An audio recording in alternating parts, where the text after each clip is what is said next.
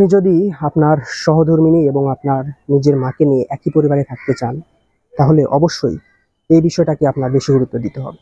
কখনোই আপনি আপনার সহধর্মিণী এমন কোনো দোষ আপনি আপনার মার কাছে কখনোই বলতে যাবেন না, এবং আপনার নিজের মার অনেক বিষয় যেগুলো আপনি সহজেই মেনে নিতে পারেন, যেটা আপনার সহধর্মিণী মানতে নাও পারে। তাই নিজের মারও যদি কোনো কিছু মনে হয় আপনার সহধর্মিণীর সাথে শেয়ার করার প্রয়োজন নেই, আপনি শেয়ার করবেন না।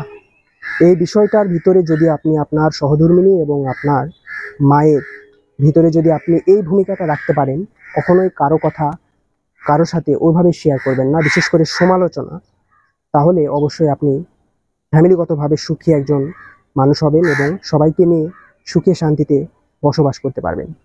এটা আমার উপলব্ধি। এটা যার যার উপলব্ধির জায়গাটা আলাদা হতে পারে, কিন্তু আমার মনে হয় এটা করা উচিত প্রত্যেক সন্তানের।